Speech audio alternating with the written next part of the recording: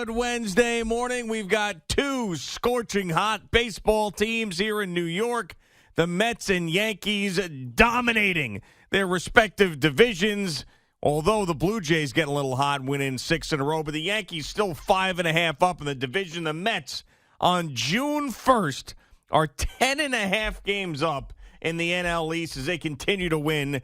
They've got a 5-game win streak, and they've got one more today against the Nationals. Hopefully a nice, tidy sweep of that series as well before they head out west to take on this challenge with the Dodgers, the Angels, and the Padres in Game 1 of Lightning Rangers tonight, as well as we get ready for the Eastern Conference Final at the Garden tonight. But, man, I tell you, lots of winners around here, and we got two baseball teams that I hope go deep into October like your Rangers are going deep into June. Good morning, Boomer. How are you? Hey, good morning, G-Man. I am all jacked up, ready to rock and roll, man. In about, 14 hours, we'll be dropping the puck over there at Madison Square Garden for Game 1 of the Eastern Conference Finals. Amazing, and I've been thinking about it over the last 2 days. The Rangers are in the Final Four, man.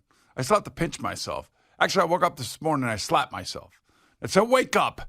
Let's go. Today is Game 1. It's a big day, and I'm all excited. I can feel the butterflies already. Do you ever do that when getting ready for a game, getting slapped? I've seen players do that. I never did that. I had teammates who did that crap. I don't know. Crazy. And by the way, Tommy Pham said the slap was because he knows the ESPN rules, but their fantasy football team, with Jock Peterson involved, have their own individual rules. And he believes that Jock Peterson violated those unwritten rules. Yeah, so he slapped them. So anyway, But I know. I was going to think about slapping myself this morning, but then I walked in here, I saw my Rod Gilbert jersey, and I was just thinking about how my team made it to the Final Four, and it's really crazy, especially after watching, what the Yankees and the Mets did last night, just drilling the Angels and the Nationals respectively, and then turning on TNT to watch my friend Kenny Albert call an amazing hockey game out in Colorado that ended up 8-6 for the Avs. And I'd hate to be a goalie in that series because they are getting just absolutely peppered.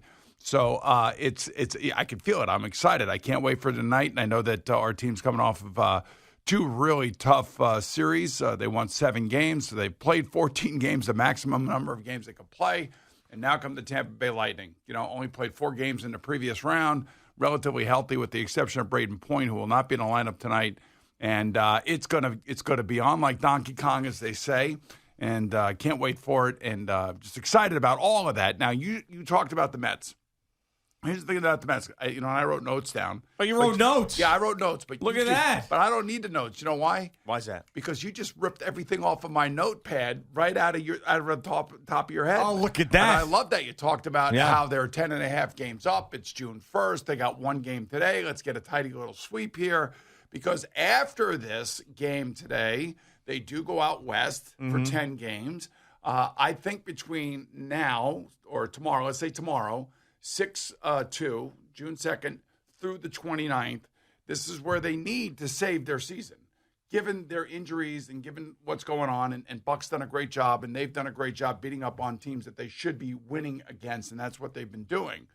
Now, I don't know, over the next 24 games, all right, you have the 10 games out west, Dodgers, Padres, Angels, and then you have 7 games at home versus the Brewers and the Marlins. Yep. And then you have 5 games away at the Astros and Marlins, and then you have 2 games at home against the Astros. That's the period that I'm looking for, because after the Astros come the Texas Rangers at home, but I'm not counting them.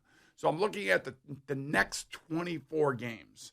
And the nice thing is, if they can win today, hopefully they win today, they can go up 11.5, depending on what happens behind them. But the fact is, to me, this is the money spot, because somewhere along the line in July, both DeGrom and Scherzer are coming back. Yeah, I like the way you said that. Save their season, even though they are up 10.5 games. I sort of feel the same way about it. I mean, it's not like they are sitting there at 500 and scuffling, and maybe this is the month that either puts them over the top or makes them sink down. I mean, they're cruising right now, but this is normally the time of the season, especially with injuries, that we have seen previous Met teams fall off the face of the earth. They dip. June swoon. How many times have we seen it? Right, and when they dip, they really dip. And this is where a steady hand, at the bow of the ship with our man Buck Showalter, helps. I'm thinking, like, if somehow if you won 14-10 over the next 24, you'd be in good shape. You'd be in really good shape. You just don't want to have a losing record over the next 24 games. You can't. You got to stay above 500. You got to stay away from the 3-game losing streaks. You got to stay away. We all know this. I mean, they know this. We know this as fans, and this is why today's game is important. You can't take any game for How great granted. would that be? Get that 6-game winning streak, a nice little cushion before heading out there. Yeah, you can't take any game for granted, man. I don't care that it's June 1st, it's the middle of the season, it's the dog days of baseball. No. This game today is really important. They got Carrasco on the mound. So the other thing too, I do want to say this because I think it needs to be said, and I know that many people on this radio station over the last couple weeks, whether they be callers or whether they be hosts or whether they be update people with an attitude, I think that everybody should take hold of what Francisco Lindor has been doing. And he's got an 8-game RBI streak now, and late in the game last night, he was able to get that hit to knock into 2 runs to keep that streak going. I just, this is the guy that they paid for. Well, yeah, but unfortunately for Francisco Lindor, it's funny because when he's doing this, and he won Player of the Month for May in the National League, when he's doing this, you're like, okay, good, this is what we expect. When he's not, that's when all the attention goes on him. It's one of those things we complain about bad weather, but when the weather is nice, nobody say anything about it. You're just going out of your business and going, oh, this is great. That's sort of what's going on with Francisco Lindor. I understood that, but happy player means productive player. Yeah. Productive player means winning team, which means that everybody benefits from winning. It's the same thing with the Rangers, the same thing with the Yankees. That's really what it comes down to. And we finally have, I think, a player that has found his place. He's now happily set in shortstop. He's making great money. He's got a future here. And, and I'm not saying that he's going to have these 2-week periods like this the rest of the year. Mm-hmm. But the point being is that there it is. We can see it. And ultimately what it will come down to for him, like it does for every other major player here in New York, no matter what sport they play, will be the performance at the end of the season and if they make the playoffs. And that's really what he will be, he'll be determined on. He'll be decided on whether or not I got it out. Don't worry about it. You dropped it. Dropped the papers. But I think that's, welcome back. I mean, this is the guy that we're supposed to be seeing. This is the guy that, is if he got off to a start like this and was able to do this and keep this, that's your all-star shortstop right there. Yeah, that's exactly what he is. I mean, with DeGrom and Scherzer out and those superstars not on the team, you're going to need the best out of the position players, and the best of the best is Lindor and Alonso. You need those guys to carry the team. I really do think, though, that in this stretch, the 3 most important guys are in the rotation, and that is Bassett, Taijuan Walker, and Carrasco. And because they run really hot and cold, those guys. Bassett a little more consistent, but if you can get the best out of those guys during this stretch and then sort of piece it together in other places, then you'll be able to keep it together. And I'm not worried about the offense. I mean, I'm telling you, the approach. You always hear about the approach, and remember last year with Chili Davis and his approach, and then Donnie Stevenson and Hugh Quattlebaum and all these people. The approach here, the approach there, and everything else. The approach this year is completely different. You got 2 guys that are just unbelievable about finding places to just place the ball, and that's Jeff McNeil and Luis Guillorme. Both of those guys, when they're up there, they could just put the ball wherever the hell they want. I just loved it. I mean, what did they have last night? 11 singles, I think, that they had? 17 hits last night. Yeah, I know, but 11 singles, which means that they're just hits, and hits. Patrick Corbin is not having a great year either, so they took advantage of what they should have taken advantage of. A pitcher who's having a really bad year, and they went after him, and they got the job done. And the other thing, too, is they sent down Dom Smith. Now, about a month ago, we were talking about don't trade Dom Smith, get rid of Robbie Cano and all this other stuff. And then out of the blue, Dom Smith decided to start chirping. Yeah, I know. And I want to give him the benefit of the doubt because I'm just trying to think of if I put myself in his shoes. So if I put myself in his shoes, I'm frustrated. I want to play. I want to be out there every single day. I need to get some sort of rhythm going. I can't play every other day, or I can't play every third day. I can't just be, a left-handed late-inning pinch hitter or defensive replacement. I need more of that for me as the baseball player. So for Dom Smith, I give him the benefit of the doubt, and I understand that he is frustrated.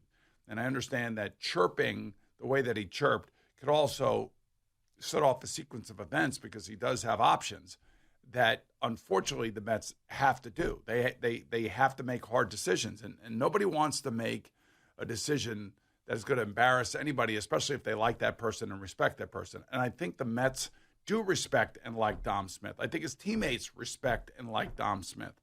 So I'm not going to get all ticked off over this because we supported Dom, before, when they let go of Robbie Cano. Yeah, that was really the do we keep Robbie Cano and then option Dom down, or what do we do? And they bit the bullet, as they say, and they ate the money, and they let Robbie Cano walk to keep Dom Smith. That's what they did. And now, because of Plummer's emergence and because of some other needs in the bullpen and in the starting rotation, they have to make certain moves that are going to be hurtful. And this one happens to be hurtful because he is a popular player. So I think the Mets look at it like he's not producing, and we got to figure out a way to get the most production out of everybody on this roster. And Dom Smith looks at it like, well, the reason I'm not producing is I'm not playing every day, and it's impossible for me to get going with this herky-jerky schedule that I have. Well, yeah, so you have the player who, quite frankly, this is his career. This is whether or not he can show that he can be an everyday Major League Baseball player, which he's not been given the chance to do here this year. And he wants to be able to go play somewhere else. And he wants to be able to show people that he can play because this is his money-making years, man. Mm-hmm. So I totally understand the unhappiness, the comments that he made a couple weeks ago about wanting to play. I feel bad for him. I really do. I mean, and now I think, okay, maybe they should try to trade him. But then again, I really don't want to because I'm thinking later in the season there's potential for more injuries. He is a good baseball player. I'm not sitting here saying he's a great baseball player, but he's a really good baseball player that if he did play more, we'd probably see more from him. So I understand the frustrations from Dom Smith. I will never, ever get on that kid. Early on when he first came up here, we all got on him because we thought that he was lazy and he was fat. And then he came back the next year and he did something about that, came back in shape. And has had moments as a Met. And he stayed in shape, too. Which is... And he's had moments as a Met. You know what? I think he grew up and he recognized this is what I need to do to be a professional. So I respect that. And I do respect his frustration. I really do because this is the time that he needs to be showing that he can play so he can make some real money as a baseball player. Yeah, I mean, the quotes, when you read them, you're like, oh, man. I mean, you want him to be a part of the team. You want him to look at the way that the franchise took care of him and didn't get rid of him with the Robbie Cano decision and want him to be loyal. But at the same time, I mean, I guess I'd be frustrated too because, he thinks that he's got a lot of talent. He wants to showcase that. And he probably was excited about the idea of getting traded to the Padres if he was going to go over there and play every day. Yeah, I just think that, it's a tough thing. I mean, it's just a tough thing all around for everybody. And I don't know, he'll be back soon. It's not like he's going away for good. He'll either be back soon or they'll trade him. But maybe they want to get him more at bats. They want to get his confidence back. I don't know where his confidence is. They know because they see him every day. That could be also part of all this. Let's get him down there. Let's get him 40 at bats over the next week, and let's let him get some sort of rhythm going. And that's always been important for every athlete. I remember playing in a game, if we started out the game with like 8 or 9 runs because we felt like we could run on the opposing team, I never got in the game. I was never in the game. And every quarterback will tell you, look, man, I got to get into the game. I got to get some rhythm going. You got to get me some completions. I don't care if they're screens. I don't care if they're wide receiver screens. I don't care if they're slants or little in routes, whatever they are, whatever the most common way to get a quarterback into the game and get some rhythm going. That's up to the coach to call the plays. That's going to be up to Brian Daboll. That's going to be up to, Michael LaFleur. Get these guys going in the game. And that's how I kind of feel for Dom Smith. Like he's never, at least this year anyway, he's never really had the opportunity to kind of like go out there for 5 straight days, play baseball, and see and give him 25 at-bats. Yeah. I mean, and that's really, at this point, Buck Showalter doesn't necessarily care about development of guys. He's just trying to win as many games as possible. I mean, he's already matchups and everything else. He's already developed. We know he's a Major League Baseball player. He's just in a bad spot right now. I'm sure that his confidence is strained. And I'm sure that when he gets, the media that covered the team, they're not stupid. They know what's going on. They know who's upset, who's not upset, and all they have to do is go find the right guy ask the right question, and you got yourself a headline. And I kind of think that's what happened to him. But, he'll be back. Either he'll be back or they'll trade him. But I kind of have a sneaking suspicion they're sending him down to get his confidence going, and then he'll be back when injuries necessitate his return or if injuries necessitate a trade and Right. somebody's interested in Dom Smith. Exactly. I mean, somehow, some way, he's going to help out this roster. By the way, did you see this guy out in center field Yes. catch Sterling Marte's ball off of the tarp? Unbelievable. The guy's completely jacked. He's in great shape. He's holding this baby. At no point was the baby in danger, and he catches the ball, a home run ball. I don't know who you are, man, but that's dad right there. That is man. unbelievable. That's a dad right there, and I want to give you a big hand because that's a memory that will last a lifetime because you will have that on your phone, and you will show. I think that was his son. I think so. Right? You will have that on your phone, and you will show him that to the day he dies. You Yep. guys will share that memory and that moment. Well, wait a second. I actually think he didn't catch it in the air. No, right? off the tarp. It bounced it off the tarp. Yeah.